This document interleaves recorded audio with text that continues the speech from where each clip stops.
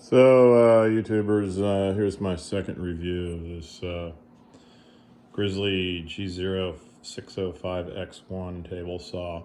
So, a couple things I just wanted to let you know is after I bought this thing, I kind of went on bought a few other things, including a new joiner, and that's over here. And had to do a little modifications on both. On the starter caps, I replaced them with better capacitors. Slightly higher value in terms of microfarad. If you go about 10% higher, you're generally going to be okay.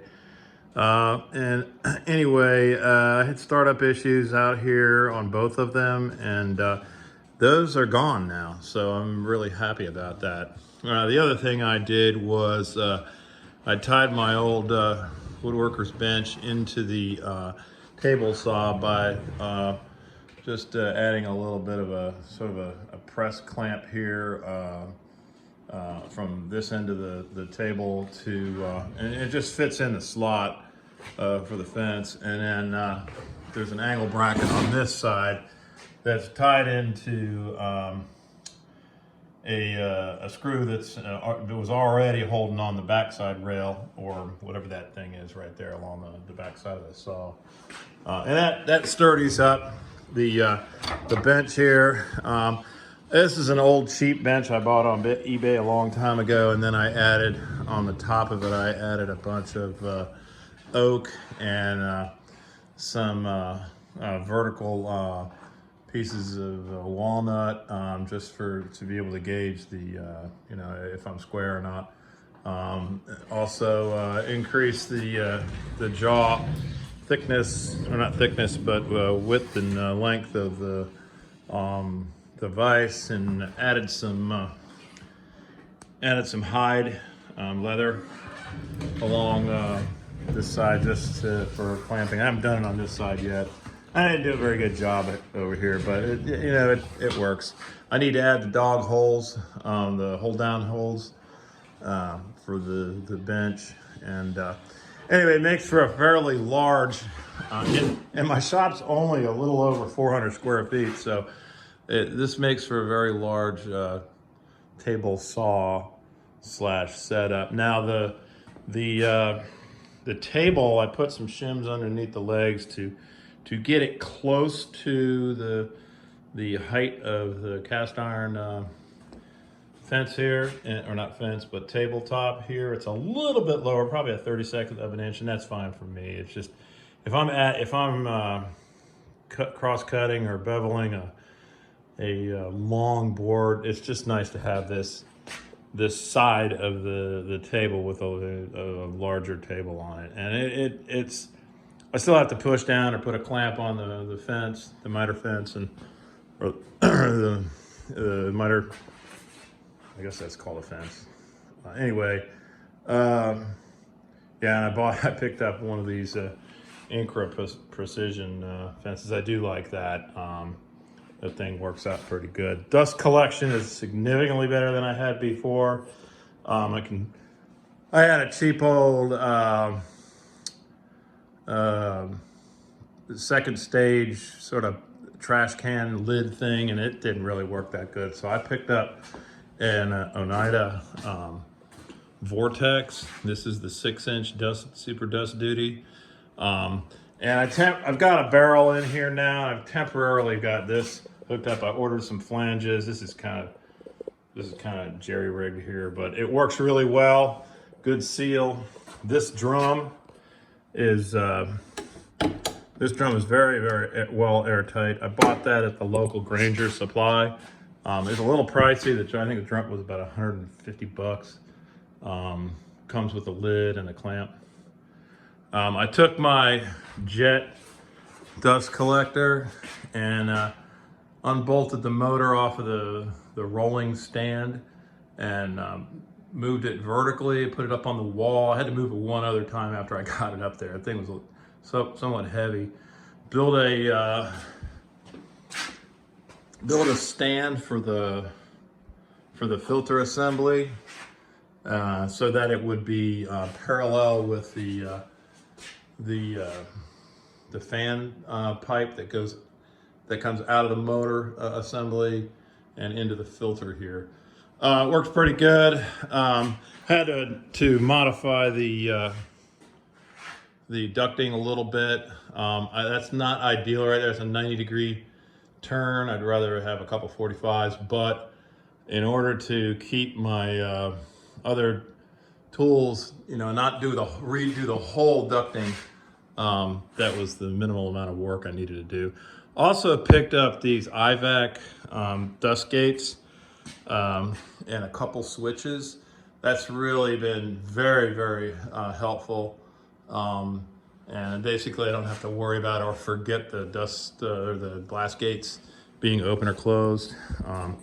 I've got 2 switches right now, one down on the floor there. You can see that little IVAC switch is hooked up to the power cord, or the sensor is hooked up to the power cord of my overhead boom shop vac. Just a cheap old shop vac. I think I paid $80 for that thing, or $100, something like that. And it's got a 2.5-inch hose going up to the boom, and then down to the overhead hood there. And that works okay. It's fair. A lot of times I just swing it out of the way. That I think collectively with the vortex there, and it's all sealed up really, really well. Running now, and I've cleaned the living daylights out of the filter. I religiously do that. You need to do that so that you don't have any vacuum occurring inside the filter. And if you've got your whole thing sealed up, it still needs that exhaust air has to come out. That'll lower your the efficiency on your motor and your fan. So that I got that one switch there. Then there's another one over here on the wall. It's hard to see. It's right here, and that runs right now. That one runs my my Jet 2-horse dust collector. I did buy one of the big 10 amp contact switch thingies, and I may put that in. Not sure yet whether I'm going to put that in or not. If I go with a more powerful dust collection system eventually, I will do that. But right now, that seems to be that switch over there, that 220 volt IVAC switch, seems to have no issues turning on and off this Jet dust collector. So the other thing I did is I had my power cord to the saw running across the floor, and I had a you know, where I normally roll my little chair and whatnot through here. I had that running across the floor, and that was just kind of a pain. So now I've got it where it's in my outlet, well, my service, okay, I've got 2 panels here. The main panel here is what services the shop prior to me adding some things. And then I got a second breaker right here that goes over this shop sub panel 1. And that one runs, right now I've got 2 outlets hooked up to it. Can't remember which one's which. I think the one on the right here services that 50 amp connector, or outlet right there. And then you can see the blue, heavy duty blue 50 amp. This is a welder's extension cord that goes up to the top of the shop ceiling. I put some threaded rod in there and tied it into the joists, and ran these C-channel pieces of steel over, and then the extension cord goes all the way over here, and then down, and then across the floor again. But I don't really go across this area that much, so I'm not too worried about that. And then into the saw. Now, ideally, you'd want that length really short, but I've never had any issues with the length of that cable running my my MIG welder or my stick welder, and both of them can draw a ton of current. And I bought that. I'm gonna buy another one, I think. Because when I do some welding work, a lot of times I like doing it outside, just because it makes a mess. So I'll run the cord out, and it's a 25-foot cord. So I probably have about 40 feet of power line all the way over to the outlet, and then up there's I believe it's 8-gauge wire inside the wall up to the panel there. You know, this isn't ideal. You know, in a perfect world, I would put conduit in there and make it more permanent. But I could, you know, if I ever end up moving out of this shop, I can just basically disassemble that and not rip up the wall. So that was kind of the motivation. I do need to make it, I probably need to tie wrap it or secure it to the edge of the wall. It's just hanging down right now and it's secured with tie wraps up on the top. So it's fine for now. I've had it up like that for about a couple weeks. But if you looked at the first video that I did, when turn the saw on, it had a large inrush current. So what I ended up doing is adding a fairly significantly, well, a better start cap to the motor of the saw. It's a little bit more than 10% higher value than the original one. There's a range on those capacitors, and it's the tolerance specs on it. And the starter cap actually doesn't fit in the dust housing or the cap hood or whatever it's called. A little, you know, if you look at the outside of the motor, you'll see a little bump.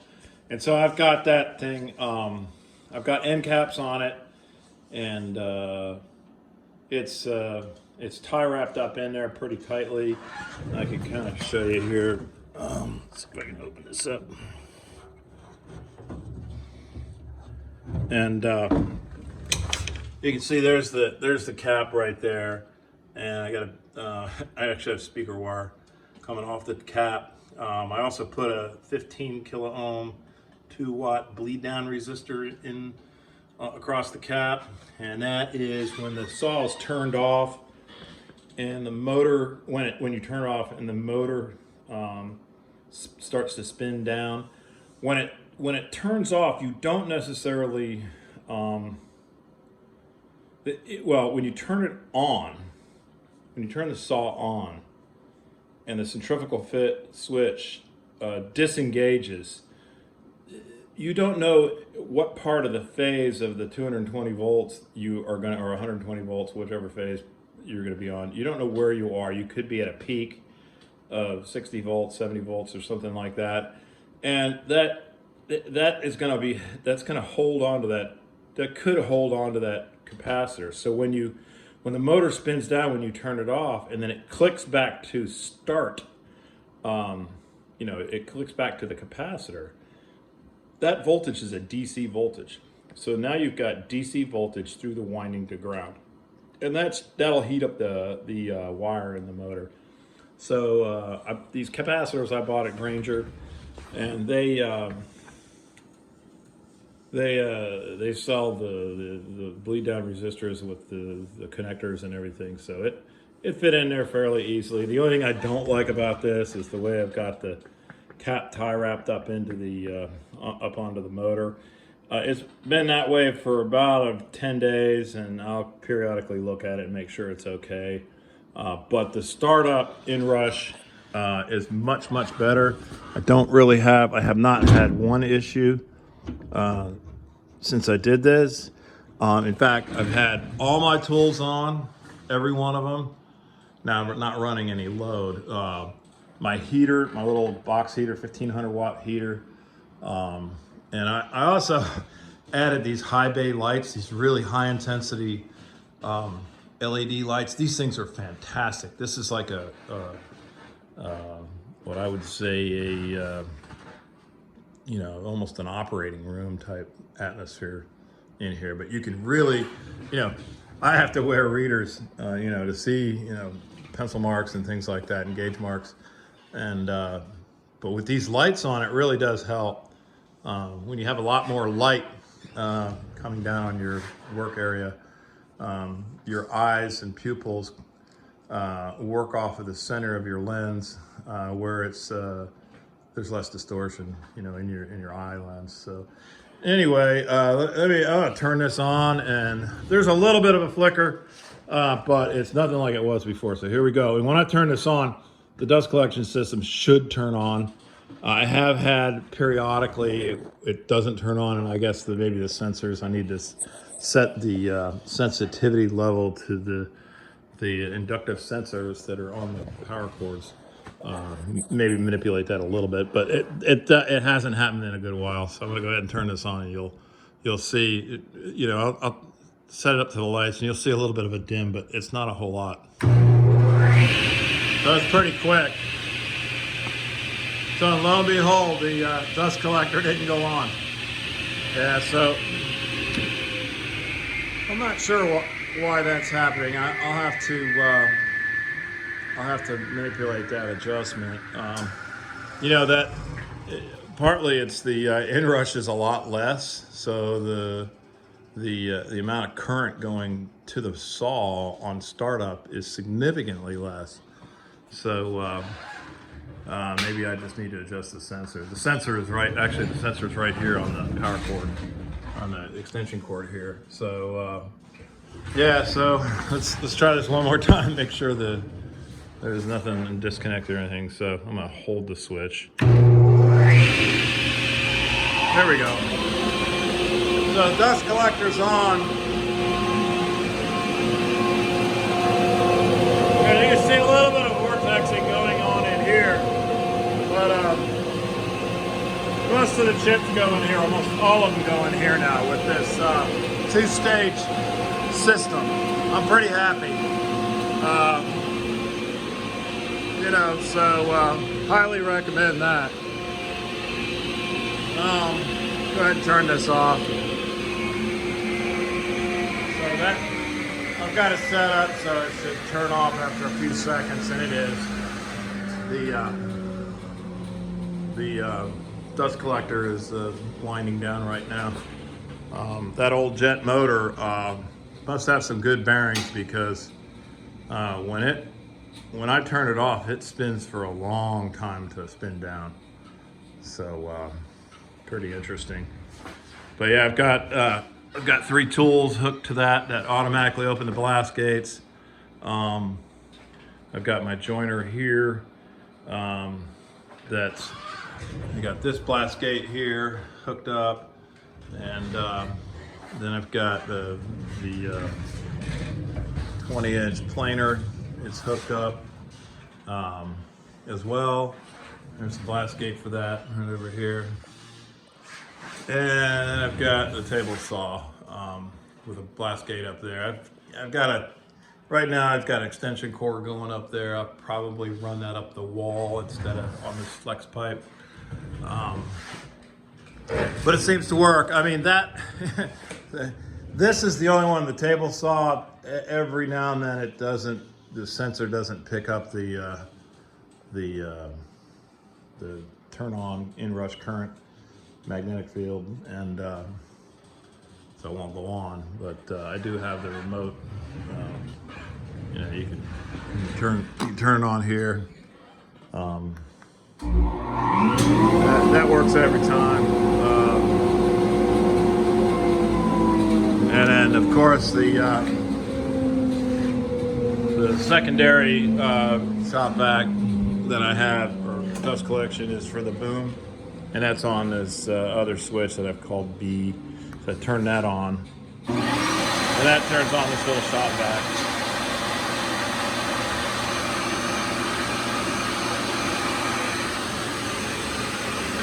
No, I can't seem to turn it off. There we go. I think the delay is longer on that one.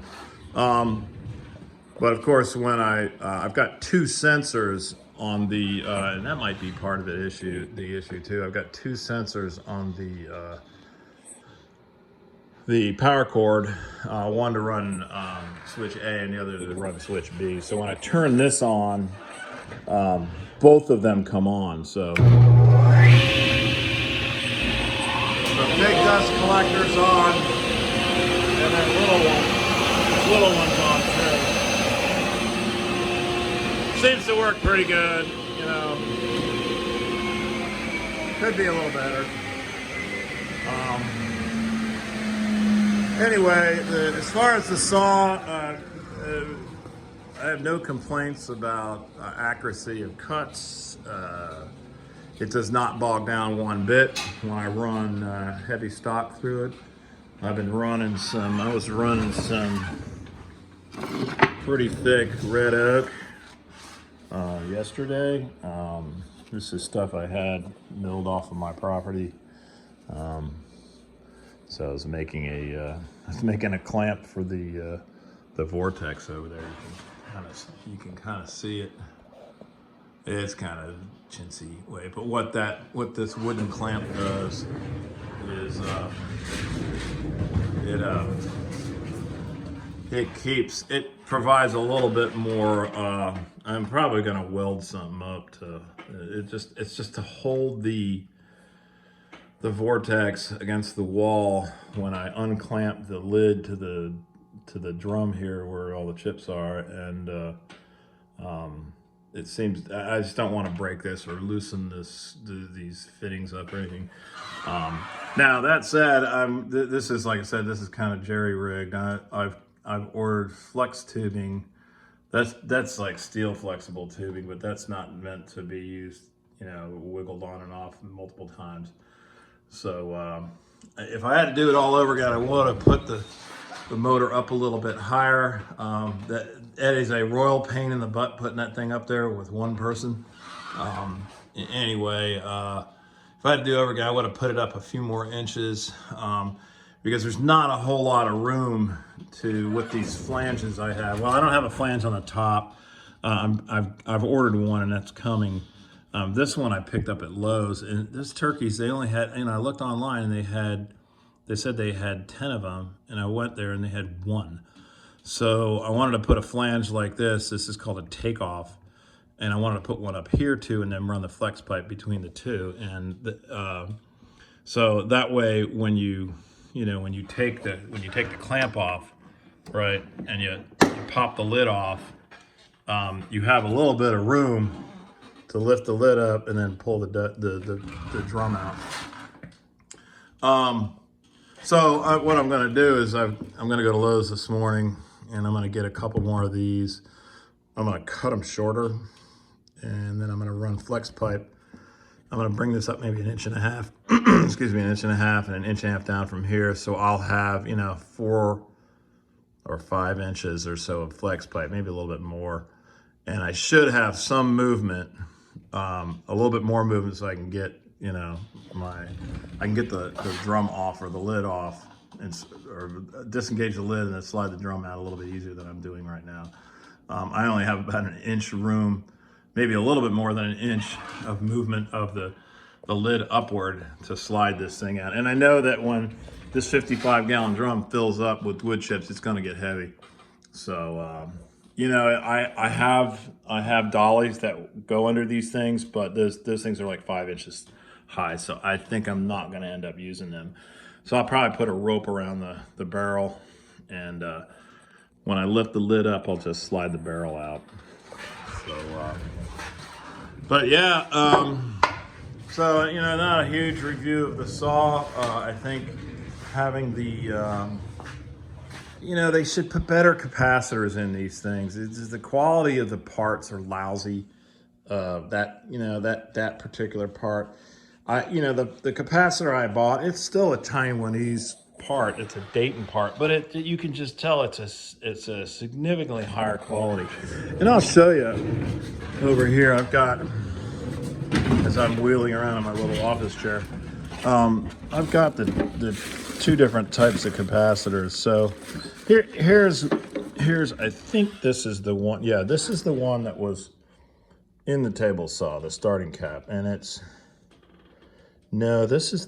is not the one. Well, this is the vendor. This is the look and feel of it. And then if you look at these Dayton caps, they're just much higher quality. These to me, and you know, I'm an electrical engineer, and I don't necessarily deal with parts like this. I deal more with microelectronics, but this it just is. This is a highly. This looks like it's a highly manufactured with high quality part. This one just feels like, you know, sort of a cheap capacitor. I don't know. And I've had one fail. That these gray parts, and I don't know what the company is, and I don't have my glasses on, but you guys can read that. YC Electronics, you know, as opposed to Dayton Electronics. This also has two slip-on connector blades here. I forget what they're called. Where you can buy the bleed down resistor, put it across one set of the blades, and then your start cap wires go to the other. So, you know, and on the, let's see if we can get this out. Shoot. Using teeth. So here's the Dayton cap. This is a this is not the right value, but so this is how they make them. They have these hard. I don't know what this is. This is Delrin or some high insulation material. But they have these brackets that snap on to, you know, one side of the cap, and then you buy this, or the cover. The cap is inside there. And here, let me put the phone down here real quick. Let's see here. I can pop this off. Here we go. So here's the cap. Let's see if I can get this off again. So here's the cap with the, whoops, shoot. Am I still running? Yep, still running, sorry. All right, operator error there. So here's the cap with a couple end connectors on there. Now on this one, I don't have the bleed down resistor across the other set of terminals there. So, but you know, you take the cap or the capacitor, and then you buy these end caps. You can get a set of these for like $4, and put the shoot. I'm gonna do this again like this.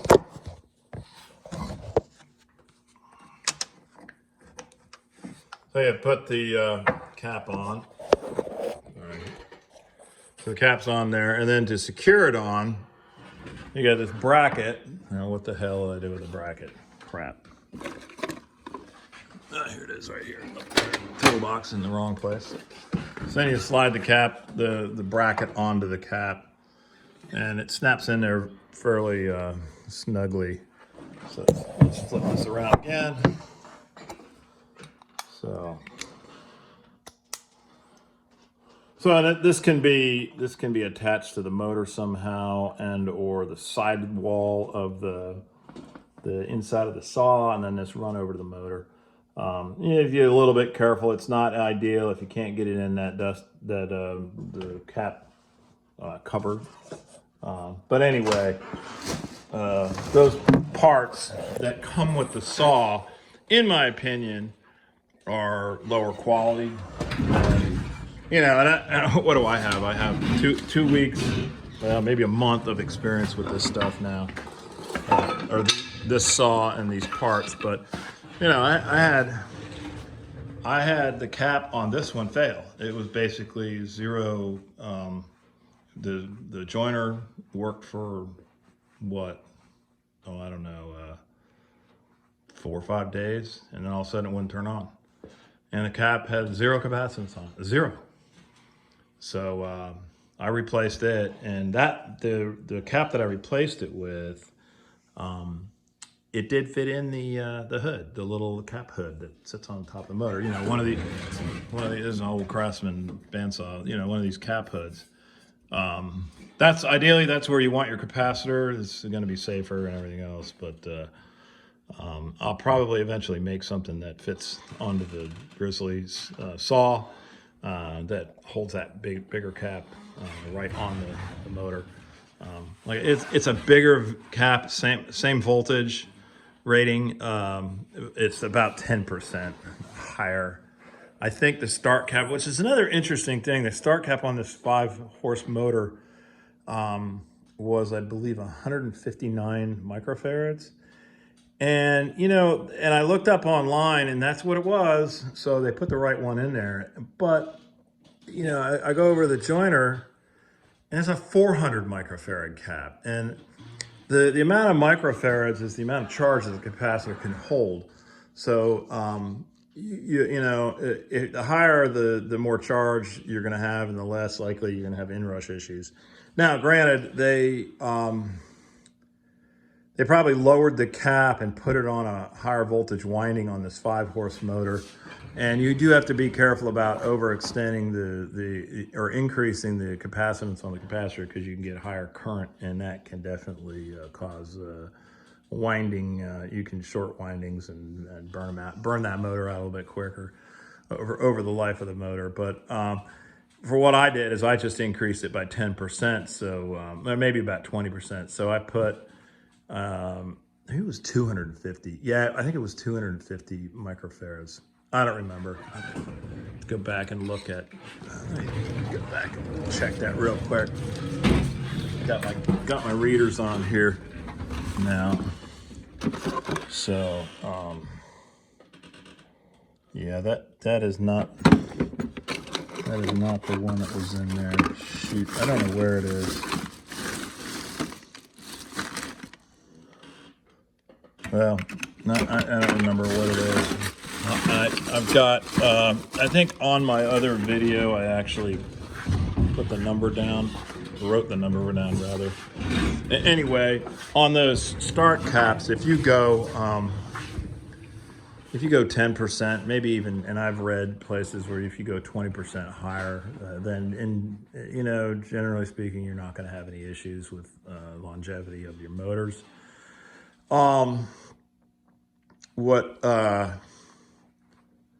So that's what I did, and it definitely helps. The saw does not start anymore. So if I had to do it all over again, I'm not sure I'd buy this saw. You know, the price was I think I paid $2,800 for it, something like that. You know, that's a significant modification to that motor. Did I mess up the warranty? Probably. You know, if I have to, if I end up getting another motor, I probably will buy a different motor. So probably won't buy the same one, and I'll have to do some mods to the saw. I don't know. Will I buy another Grizzly Tool? I don't know. I've had issues with every one of these big machines I've bought recently in the last year. Starter cap failure on that one.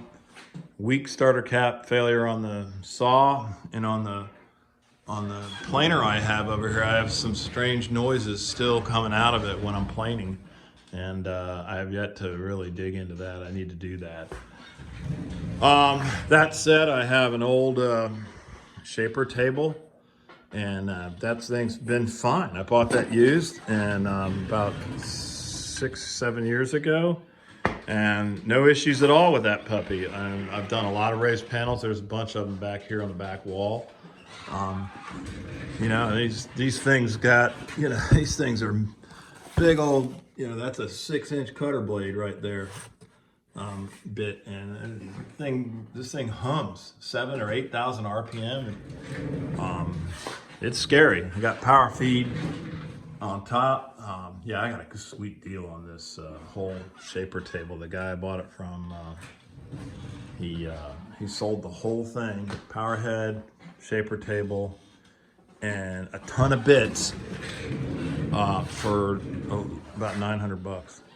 So, you know, it definitely wasn't a whole lot of money comparatively. So anyway, that's it. Would I recommend this saw again? I don't know.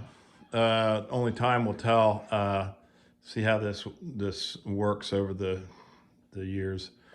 I wish I didn't have to do any of these mods, but I did, and so far so good now. And dust collection, like I said in my first video on this guy, is I would say mediocre. And the dust collection system I have in here now, it's a lot better. I definitely don't get as much crap spewing out, but still, it still makes a mess, you know, when you're, I still make somewhat of a mess with the table saw. On the joiner and the planer, this 20-inch planer, no mess at all. It just sucks it all up, and so it seems to be that it's the tool as opposed to the dust collection system. I mean, it could be, I could have a better one, but I think by and large, this could be, it could be improved on this saw. You know, I did, there's one other mod I forgot to tell you guys about. I did take they have this hard, rigid, flexible hose that goes from the top of the saw down there where the blade is over to the inside of the shroud, or where the 4-inch port is. Let me show you that. So this, and it's hard to see. You can see that hose inside there that goes, and you can see there's still a lot of dust in there, or wood chips in there. I got to get them out of there. But that hose right there was very stiff, and so what I ended up doing is I ended up buying I think it's a 3-inch hose, the one that's less stiff than this one, and I could move that thing around where it seemed to work a little better. So that was the other mod I made to the saw. But it cuts good. You know, I don't have any complaints with that. I'm making very accurate cuts. I made a writing desk while doing all this work. I did that prior to making putting the vortex in. I just did that yesterday, so that definitely has helped.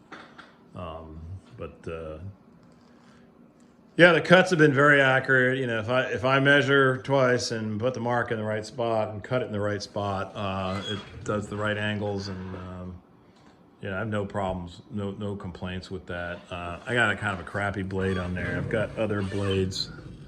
Let me see, where did I put them? Including a Forest Dado blade, but you know, I barely hooked that up so far, but yeah, I'm gonna go through these blades and review these. What is this? Beam saw blade. Oh, this is for my big Milwaukee 10-inch circular saw. That thing's a beast. It's cut beams. So I got a thick stock, bunch of Freuds in here. Yeah, but I just have a thin kerf ripping blade on there right now, or maybe it's a combination blade. I think it's a combo blade. It seems to work okay.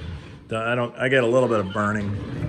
You can see any, and that's just me.